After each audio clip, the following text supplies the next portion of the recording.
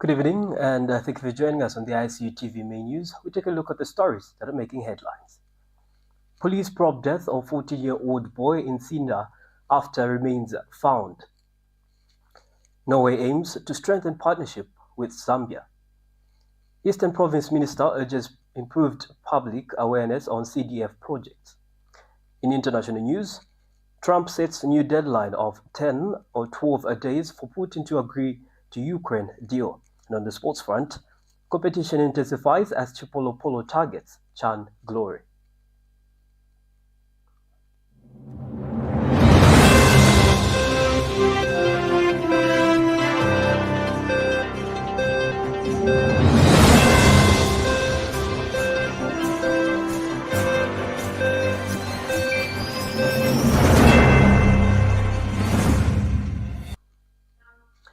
With the news in detail, my name is Maluwa Eric J. Mwanamujende. Authorities in Sinda district have opened an investigation into a suspected murder case following the discovery of skeletal remains believed to be those of a 14-year-old boy who disappeared earlier this year. Eastern Province Police Commissioner Robertson Mwemba confirmed that the remains are suspected to be of Jason Perry, who went missing between February and March from Mzinotila village in Chieftainess Nyanje's chiefdom. The remains were discovered by Matthew Sakala, aged 42, of Mankwala village, who alerted the police after stumbling upon bones, including a skull and spine, along with torn jeans matching the description of the clothes Jason wore when he was last seen. Mr. Mwemba said Jason worked as a herdsboy and was last seen returning home, where he lived with his mother, Delia Mwale, 56, and elder brother, Moses Apiri, 30. The day after his disappearance, he failed to show up for work, and his employer was reportedly told he had traveled to Mozambique, though no police report was filed at that time. It was only after the boy's uncle, Charles Mwale, traveled from Lusaka to follow up on the matter that a missing person report was lodged, prompting police to begin an official search. 2 weeks after the report, the family had received no updates until remains were discovered. Police have since handed the bones over to the family for burial, instructing them to mark the grave to allow for possible exhumation and forensic testing in the future. Due to suspicion surrounding their delayed reporting and community allegations, both Jason's mother and brother have been detained for questioning and their own safety, according to Mr. Mwemba. The Norwegian government has expressed interest in expanding its cooperation with Zambia, describing the country as a key ally in investment and development amid growing global instability.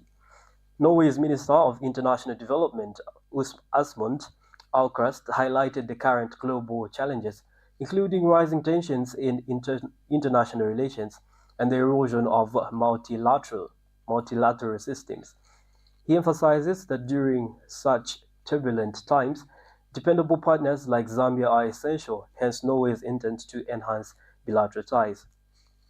Speaking at State House during a meeting with President Hakainde Hichilema, Mr. Aukrust noted that although Norway has scaled up its development support, it cannot fully compensate for the reduction in aid from other nations. And we need to strengthen the work that we have together. And we think Zambia is already an excellent partner for us and has been so for decades. And we want to strengthen it even more. We met with your foreign minister, Haimda. We had an excellent meeting in Seville, which really was, I would say, a very positive meeting in Seville. And it showed that the world, there is possible to stand up for multilateralism, and the world are able to come together. And I think we also have should have some of the pride of that, because Norway and Zambia, together with Nepal and Mexico, worked as facilitator for the whole process of finance for development. And I know that our delegation in New York, they looked upon the Zambian delegation as one big happy family, Norway and Zambia together. And we're working extremely well. And on development, of course, there are so big changes, and it's been so for a long time, but especially this year, with the dramatic cuts, and as we also discussed in CV, the effect that cuts. In response, President Hichilema acknowledged the global uncertainty and the threats it poses to international order. He expresses Zambia's willingness to work closely with Norway in addressing global crises such as conflicts and wars that hinder development. President Hichilema also commended Norway for its effective management of natural resources and robust education system, stating that Zambia aspires to adopt similar approaches, particularly in promoting transparency and sustainability in the mining industry. He encourages Norwegian investors to consider opportunities in Zambia's energy, agriculture, tourism, and mining sector. Essentially, really, is to express our delight with our bilateral relationship, Norway-Zambia, and to indicate to you that this country admires a lot of things that Norway has done post the Second World War. Your management of the resource envelope that you have, oil, gas, forests, very admirable. In my early days in opposition, I visited Norway. I was a visitor of the Norwegian government. Very fortunate, and your school system. That's why, really, it's important that Norway was able to invest in the children's development skills for the economy. So we truly admire those achievements that Norway has scored. And we would like, through that, to strengthen our bilateral partnership. I think there's a lot we bring to the table, both of us, on your side, on our side, the resource endowments that we have. I think the Minister of Finance has. And during the same engagement, Foreign Affairs and International Cooperation Minister Mlambo Haimbe called for the enhancement of the historic relationship between the two nations. I just want to perhaps reiterate the importance of strengthening our relationship. We did acknowledge our like-mindedness and the norms and values that we both respect as Zambia and Norway. And this would be the building block as well for the further partnership in the economic sense. Also, we did discuss multilateralism and the importance of maintaining the balance in the world order to the extent that we can, through respect for the international law. And of course, at a bilateral level, the importance of supporting one another in the multilateral space. Mr. President, this is very important because we'll have candidatures, for example, in the international organizations, and likewise, Norway will have, and we agreed to a large extent that we would support one another in that regard. Most importantly, in terms of the strengthening of our relationship, which has, as the Minister noted, has been there for decades, there are several activities that we would want to undertake, including the Honourable Minister visiting us is an important step towards strengthening that relationship. And meanwhile, Finance Minister Stumbeko Msokotwani reiterated Zambia's strategic shift from aid dependence to investment-driven partnerships in light of reduced global development aid. From the very beginning, this administration, the agenda was fairly simple: deal with the unsustainable debt that we found ourselves in, and want to thank the international community, European Union and others for assisting us to get us to where we are now, where most of the debt has been restructured. That is positive. And that sets the stage for achieving one of the most important things that we need to achieve today, which is that of attracting investments, because clearly investment is what we need mostly now to be able to drive our economies to bigger sizes, and that is what is going to enable us to also in a truthful and a meaningful way. Government in Eastern Province has bemoaned the lack of adequate publicity on the Constituency Development Fund CDF projects. Eastern Province Minister Peter Piri notes that a lot has changed through various government programs which are not being publicized. Mr. Piri, however, notes that there are some councils that are doing well in using the media to disseminate information on CDF and other programs. He said this when Ministry of Information and Media Permanent Secretary Tavo Kawana paid a courtesy call on him today. Out falsehoods that this government is not working.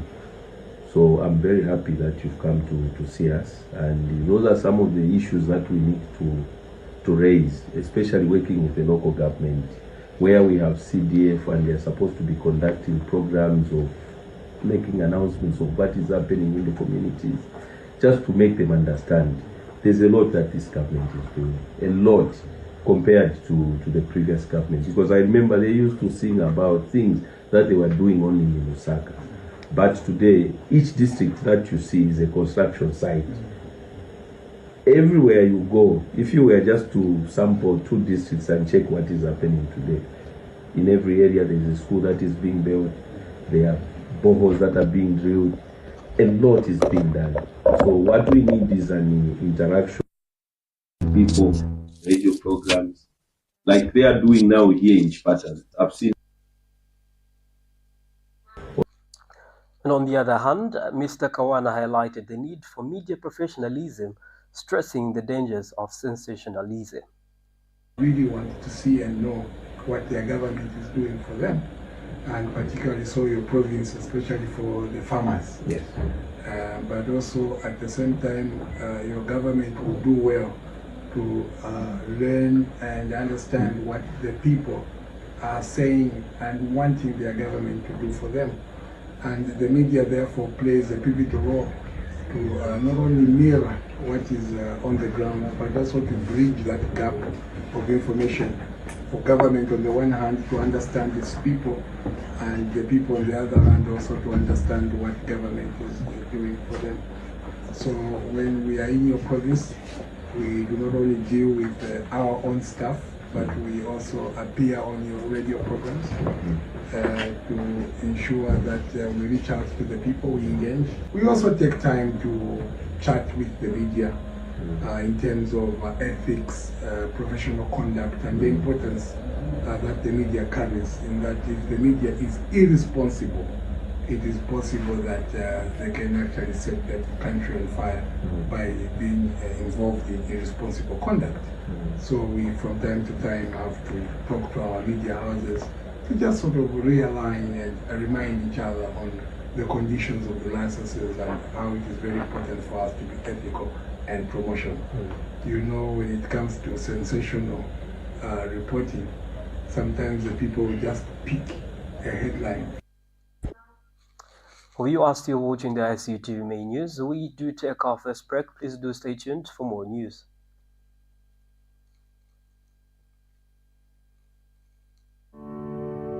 At the Information and Communications University, we're not just educating students, we're shaping the future of Zambia and beyond. With a global perspective, ICU offers cutting-edge programs in information technology, business, humanities, engineering, and education. We combine theory with practical skills, ensuring our graduates are ready for the job market. Whether full-time or distance learning, our flexible programs cater to the needs of every student, creating pathways for success. ICU is driven by innovation, research, and entrepreneurship. We empower our students to be leaders and change makers in their industries. Through strategic global partnership, including collaboration with leading universities such as St. Petersburg State University and others, we give our students a competitive edge on the global stage. Our graduates don't just earn degrees, they create impact. They are leading the way in ICT, business, engineering, and more, both locally and internationally. Join the Information and Communications University, where your future begins today.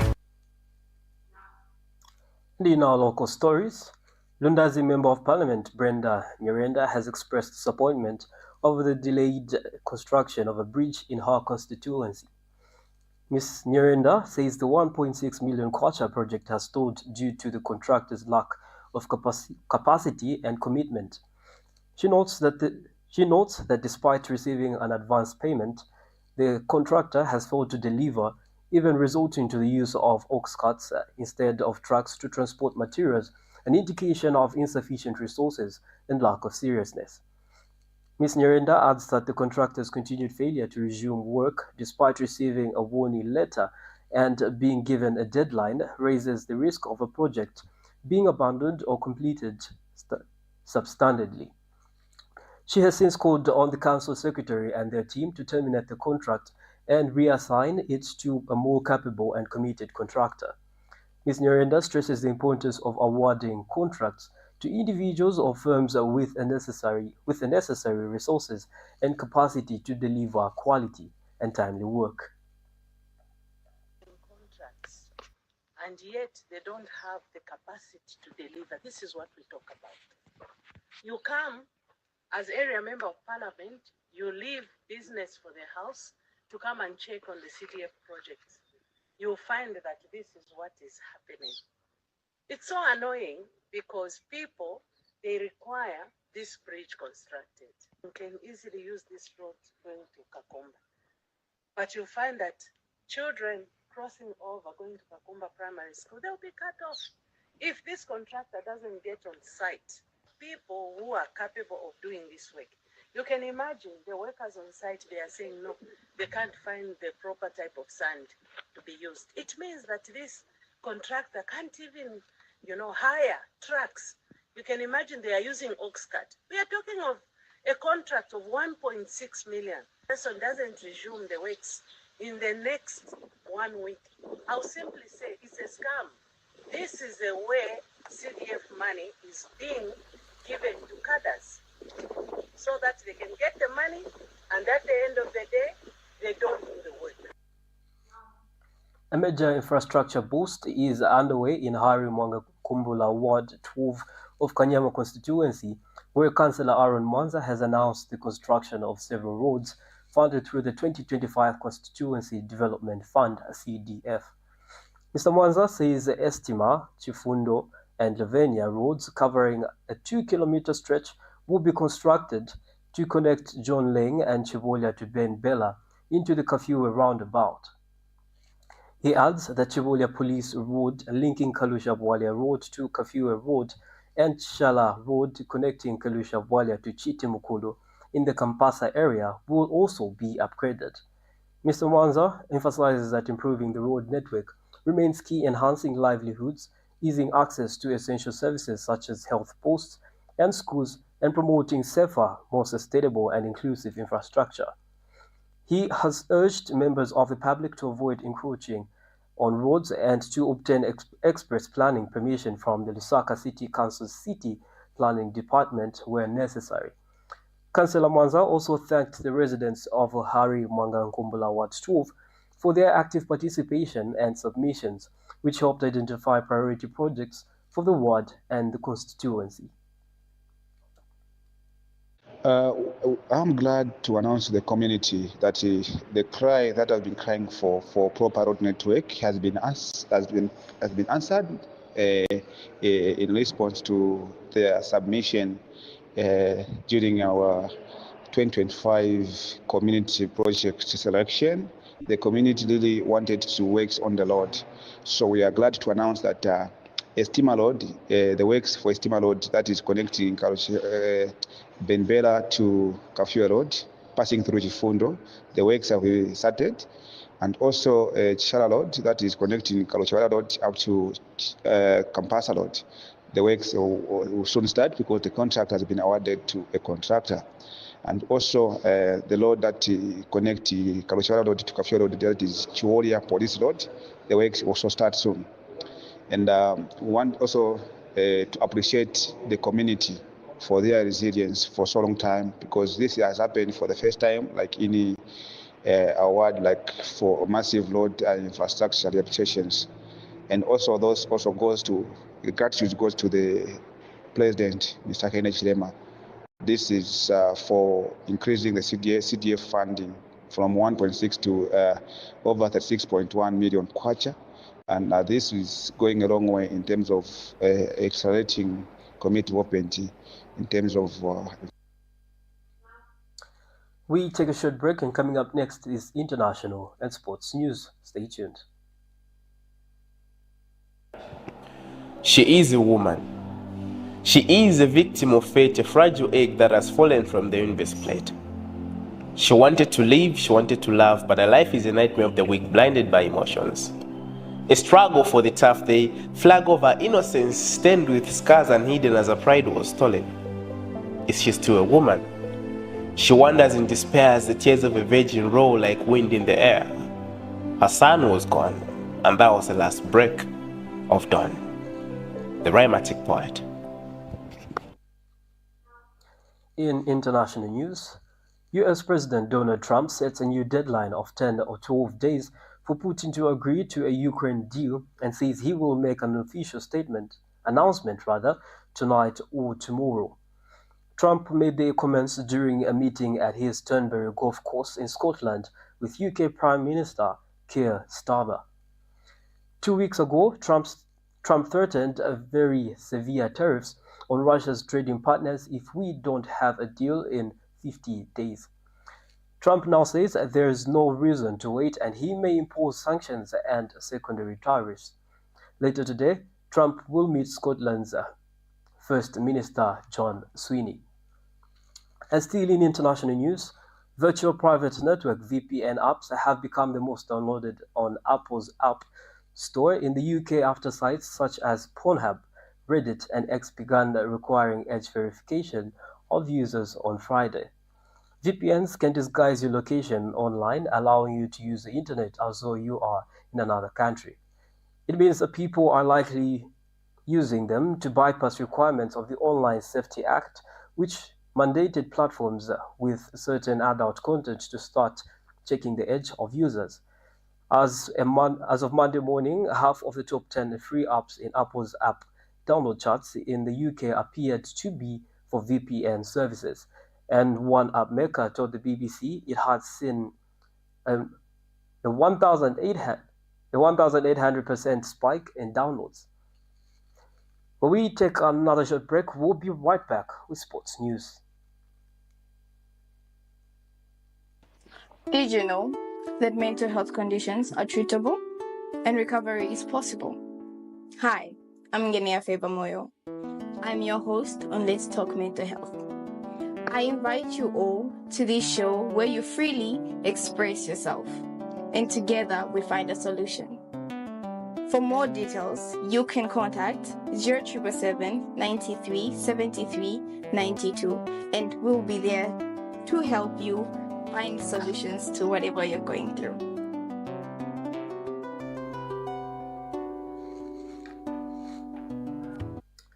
Welcome back, and on the sports front, Chipolopolo assistant coach Moses Chone says competition is intensifying in camp as players battle for spots in Zambia's final squad for the 2024 Total Energies African Nations Championship CHAN, scheduled for 2nd to 30th August 2025 in Kenya, Tanzania, and Uganda. He notes that the team is working hard with a shared goal of bringing the trophy home and that daily improvements are evident despite the stiff competition. It's not easy since we are aware that the guys they are just coming back from the preparations, but we are positive, looking every day improvement. The competition is there. Ever since we started training, we had to tell the guys that it's not an obvious thing. Everyone has to fight for the position, and like I said, we are seeing improvement every day, and everyone is geared, is fighting for his position. We know what's there, but we also need to tell the fans that the team can only perform well if we are behind the team, and the main team. It's not everything negative. We've qualified for AFCON, and also we are taking this CHAN very serious. And one of the guys that maybe might do well during this tournament also stand the chance to be part of the AFCON. Of course, Zambia has never won this tournament, so we are doing everything, to make sure that maybe we might be the first people to bring the trophy back home. Yeah, of course, the first.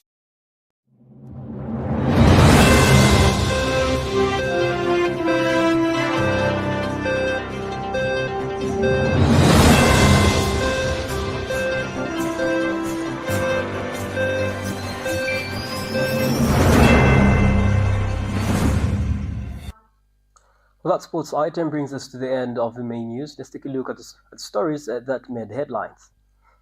Police probe death of 14-year-old boy in Sinda after remains found. Norway aims to strengthen partnership with Zambia. Eastern Province Minister urges improved public awareness on CDF projects. In international news, Trump sets new deadline of 10 or 12 days for Putin to agree to Ukraine deal. And on the sports front, competition intensifies as Chipolopolo targets Chan glory. Well, that's it for the Icu TV main news. I've been your anchor this evening, Malova Eric J. Please do make sure to catch us live right here on Icu TV, that is on Facebook, and IcuTVZM.com, that is on our website. Please do have a lovely good evening.